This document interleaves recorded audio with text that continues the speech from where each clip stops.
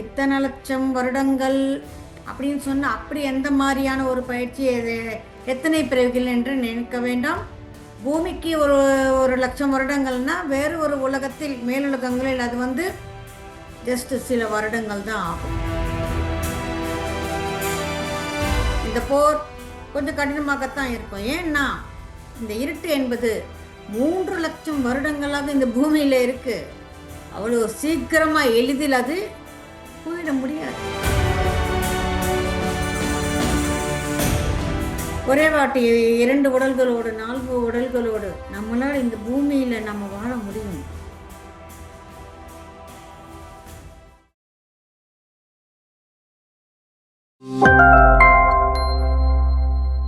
இன்றைக்கு multi dimensional merge, அதாவது பல பரிணாமங்கள் என்பது ஒன்று சேரும் ஓர் தருணம்.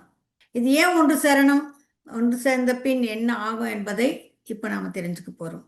இந்த நேரத்தில் இந்த பூமியில் நாம் வாழ்ந்து கொண்டிருப்பது, பிறவி எடுத்து இருப்பது என்பது ஒரு வரம்.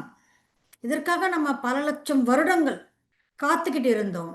இதற்கு எத்தனையோ திட்டம் போட்டோம், எத்தனையோ பயிற்சிகள் பெற்றோம். அதுக்கப்புறம் நம்மை நாம் தகுதிப்படுத்தி கொண்டுதான் இந்த நேரத்தில் இப்பொழுது நாம் இங்கே இருக்கிறோம். இத்தனை லட்சம் வருடங்கள் அப்படின்னு சொன்னால் அப்படி எந்த மாதிரியான ஒரு பயிற்சி எத்தனை பிறவிகள் என்று நினைக்க வேண்டாம். பூமிக்கு ஒரு ஒரு லட்சம் வருடங்கள்னா வேறு ஒரு உலகத்தில் மேலுலகங்களில் அது ஜஸ்ட் சில வருடங்கள் தான் ஆகும். நம்முடைய அனுபவங்கள் இத்தனை பிறவிகள் எடுப்பதற்கு காரணம் நம்முடைய அனுபவங்கள் ஞானமாக மலரணும், நம்முடைய ஸ்வபாவங்கள் மேலும் மேலும் மெருகேற்றப்படணும். நமக்கு எல்லாருக்குமே தெரியும், நம்ம விலங்கு சாம்ராஜ்யத்தில் இருந்து மனித சாம்ராஜ்யத்துக்கு வந்தோம். மனித சாம்ராஜ்யத்துக்கு வந்தபோது கூட நமக்கு நிறைய ஸ்டேஜஸ் இருக்குது.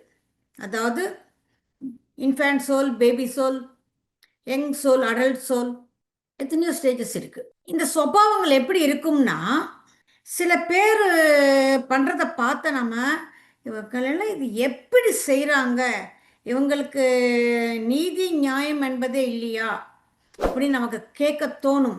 காரணம் என்ன? அவங்க அப்போ தான் விலங்கு சாம்ராஜ்யத்திலிருந்து மனித சாம்ராஜ்யத்துக்கு வந்திருக்கிறாங்க. மனித சாம்ராஜ்யம் எப்படி இருக்கும், இதில் எப்படி இருக்க வேண்டும்னா இது எல்லாமே அவங்களுக்கு தெரியாது. இனிமேல் தான் கற்றுக்கணும். விலங்கு சாம்ராஜ்யத்தில் இருப்பது என்ன? காட்டு நியாயம். வேண்டியதை எடுத்துக்கிறது, விரும்பினதை ஆக்கிரமித்து கொள்வது. அங்கே விருப்பமான நமக்கு விருப்பம் இருந்தால் போதும், அடுத்தவங்களுக்கு கேட்க மாட்டாங்க. நான் விரும்பினேன், நான் செய்யணும். கொலை, கொள்ளை, கற்பழிப்பு இதெல்லாம் எப்படி நடக்குது, எப்படி அவங்களால செய்ய முடியுதுன்னா அவங்களுக்கு தெரியாது. ஸோ இந்த மாதிரி நம்ம பிறவிகள் முதலிலிருந்து எடுத்துக்கும் வரும்போது அந்த சுபாவங்களில் மாற்றம் என்பது படிப்படியாகத்தான் அது உண்டாகும். இதற்காக இத்தனை பிறவிகள் என்பது நமக்கு தேவைப்படுகிறது. ஒரே வாட்டி காந்தி ஆயினம்னா முடியாது. இது இருட்டுக்கும் வெளிச்சத்துக்கும் இருக்கிற ஒரு போர். இந்த போர் கொஞ்சம் கடினமாகத்தான் இருக்கும். ஏன்னா இந்த இருட்டு என்பது 3 லட்சம் வருடங்களாக இந்த பூமியில் இருக்கு. அவ்வளோ சீக்கிரமாக எளிதில் அது போயிட முடியாது. நம்ம கொஞ்சம் முயற்சி செஞ்சு போரிடத்தான் செய்யணும்.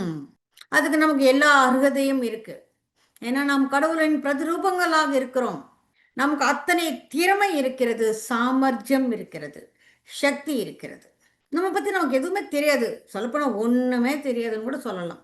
நமக்கு இருக்கும் சாமர்த்தியத்தை, நாம் சக்தியை சாதாரணமாக நம் மக்கள் வெறும் 5% மட்டுமே உபயோகித்து கொண்டிருக்கிறார்கள். இன்னும் சில பேர் ஒரு 5%, 10% தான் திறமைசாலிகள், மேதாவிகள்னு சொல்பவங்க 10 to 12%. யாரோ சில பேர் மட்டுமே ஒரு 15% ஆஃப் சக்தி தான் அந்த சாமர்த்தியத்தை உபயோகித்து இருக்கிறார்கள்.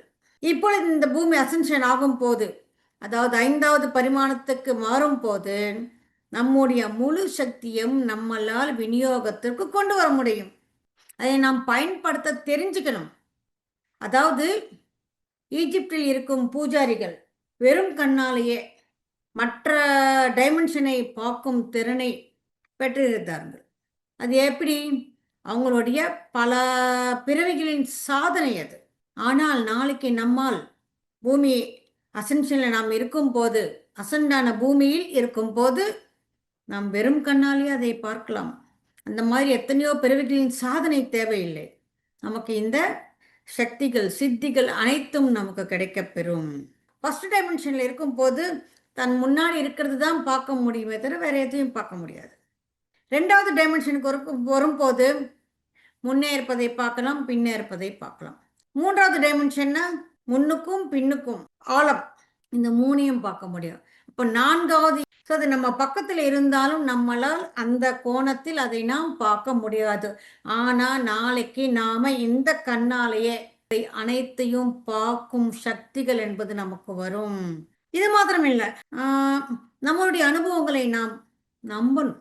எந்த மாதிரி அனுபவம் வருது, அதை நாம் எதை பார்த்து கொண்டிருக்கிறோம், அது எப்படி நம்ம புரிஞ்சுக்கணும், அந்த அனுபூதி எல்லாமே ஒரே நேரத்தில் நடக்கணும்.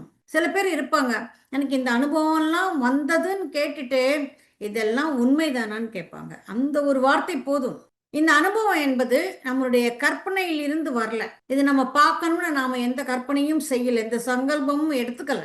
அது தானாக இருந்தால் மட்டுமே நம்மளால பார்க்க முடியும். ஒரு சினிமா பார்க்குறப்ப நமக்கு எப்படி ஒரு உணர்வு இருக்குமோ அந்த உணர்வோடு இந்த அனுபவங்களை நாம் பெற வேண்டும். அதுக்கு நம்பிக்கை என்பது மிக மிக அவசியம். ஏன்னா நம்ம நம்பலைன்னா அதுக்கப்புறமா வர அனுபவங்கள் என்பது குறைந்து விடும். அனுபவங்கள் இல்லாத ஒரு நிலையும் வரும். நம்ம என்ன யோசிக்கிறோமோ அந்த நம்பிக்கையோடு அது இருக்கிறது. இந்த பூமியில் மாற்றங்கள் என்பது மேலுலக வாசிகளின் உதவி என்பது ஒரு பீக் லெவல்ல 1990 இருந்து இது ஆரம்பமாச்சு. நாம் நம்ம நினைக்கிற மாதிரி இந்த உடல், இந்த ஆறா, இந்த மனம், இந்த பூமி இது மாத்திரம் கிடையாது. இதையும் தாண்டி இந்த ஆன்மா ஒரே சமயத்தில் பல உலகங்களில் பல தோற்றங்களோடு பிறவி எடுத்திருக்கிறது. அவை அனைத்தும் நாம எல்லாருமே சந்திக்கிற ஒரு தருணம் வரும். அதற்கு நம்ம தயாராகவும் இருக்கணும். அவர்களை நாம் சந்திக்கும் போது நமக்கு எந்த விதமான, அதாவது எல்லாருமே மனுஷங்களா இருக்க மாட்டாங்க.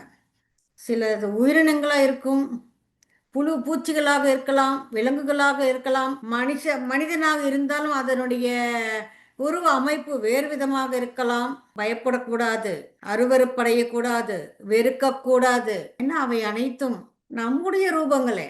இந்த அசென்ஷன் பாதையில் அது எப்படி அந்த ஒளியை வாங்கிக் கொள்வது, எப்படி இந்த பாதையில் நடப்பது என்பது தெரியாது. அவர்களுக்கு நாம் தெரிவிக்க வேண்டும், கற்றுக் கொடுக்க வேண்டும். இன்னும் சொல்ல போனால் நம்மோடு அவர்களை கூட்டிச் செல்ல வேண்டும். ஏன்னா இது நம்முடைய குடும்பம், நம் ஆன்ம குடும்பம். இந்த குடும்பத்தில் நமக்கு தெரிந்திருக்கும் போது அந்த பொறுப்பை நாம் ஏற்ற வேண்டும்.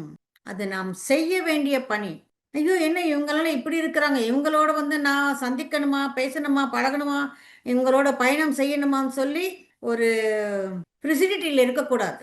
அந்த அப்படி நீங்கள் உரைத்து போனீங்கன்னா, ஐயோ என்ன இப்படி இருக்குன்னு அந்த ஸ்டன் ஆயிட்டீங்கன்னா ஹார்ட் அட்டாக் கூட வரலாம். என்னப்பா இந்த மாதிரிலாம் சொல்லி பயமுறுத்துறீங்கன்னு சொல்லி, இது பயமுறுத்தல் இல்லை, முன்னாடியே சொல்லிட்டு அதுக்கு நம்ம தயாராக இருப்போம். விட்டலாச்சாரிய சினிமா மாதிரி இருக்குன்னு நினைக்க வேண்டியது அனைத்தும் உண்மை.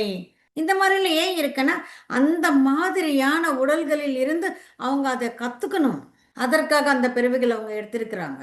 அவங்களை மனதார நாம் ஒரு ஹார்ட்டி வெல்கம் சொல்லணும் மை டியர் ஃப்ரெண்ட்ஸ். இப்போ இந்த உடல் நம்ம எந்த விதத்தில் நமக்கு உபயோகமாக இருக்குது, நம்ம எந்த விதத்தில் அதை உபயோகித்து கொண்டிருக்கிறோம் என்பது கூட நமக்கு தெரியாது. இன்னும் சொல்ல போனால் நமக்கு கொடுத்த இந்த பொக்கிஷத்தை நம்முடைய எண்ணங்களினாலும் பயத்தினாலும் நம்முடைய நம்பிக்கைகளினாலும் எத்தனையோ யுகங்கள் வாழ வேண்டிய இந்த உடலை ஒரு 100 வயது கூட இருக்க முடியாத அளவுக்கு நமக்கு நாமே நம் கையால் அதை சீரழித்து விட்டோம். ஒரு காலத்தில் 100 ஆண்டா அப்படியெல்லாம் எப்படிங்க வாழ்றது, ஐயோ வேண்டாம். ஏன் வேண்டாம்? நடக்க முடியாது, முதுமை வியாதிகள் வரும், பெட்டடுனா இருந்தா திட்டுவாங்க, சபிப்பாங்க. அந்த மாதிரி வாழ்றதை விட இது வரைக்கும் இருக்கிறோமோ நல்லா இருந்துட்டு போகலாம் அப்படின்னு நினைக்கிற இந்த மனசு 100 ஆண்டுகள் இருந்தாலும் நாம நல்லா இருப்போம்னு ஏன் நினைக்கிறது இல்லை? இந்த உடல் என்பது ஒரு மாபெரும் அற்புதமான ஒரு கிரியேஷன். வேற எந்த கிரகத்தில் யாருக்குமே இல்லை. எனக்கு ஒரு வியப்பா இருக்கும், ஆன்மீகத்துல உணவுக்கு இவ்வளவு இம்பார்ட்டன்ஸ் ஏன் கொடுக்குறாங்க? உணவுக்காக நாம் இல்லை, நம் நாக்கை நாம கட்டுப்படுத்தணும், பசிக்காக ஏதோ கொஞ்சம் எடுத்துக்கிட்டா போதும், கஞ்சி சாப்பிட்டா கூட நம்ம வாழ்க்கை நடந்துடும். இம்மாதிரியாகத்தான் நாம சின்ன வயசுல இருந்து கேள்விப்பட்டிருக்கிறோம். பசிக்கு இந்த மாதிரி உணவு என்பது இந்த பூமியில் மாத்திரம்தான் இருக்கிறது. சில வருடங்கள் போனால் இந்த மாதிரி சாப்பிட வேண்டிய தேவையும் நமக்கு இருக்காது. இயற்கையாகவே அந்த எனர்ஜி என்பது நமக்கு கிடைத்துவிடும். ஜஸ்ட் ஒரு பவுல், ஏதோ கொஞ்சம் உணவு ஒரு நாளைக்கு ஒரு தடவை எடுத்துக்கிட்டா போதுமா, அது கூட வேண்டாம் என்ற ஒரு நிலையும் வரும். அந்த இயற்கையில இருந்தே அந்த வேண்டிய சக்தியை அவங்க எடுத்துக்கிறாங்க. இப்ப மரங்கள் எப்படி எடுத்துக்குது, அதே மாதிரி நாளைக்கு இந்த சக்திகள் அனைத்து நமக்கு வரும். அந்த மாதிரி இயற்கையாகவே நம்ம உடல் அந்த சக்தியை வாங்கிக் கொள்றப்ப நமக்கு பசி என்பது இருக்காது. 100 வருடங்களுக்கு அப்புறம் பேசக்கூட தேவை இருக்காது.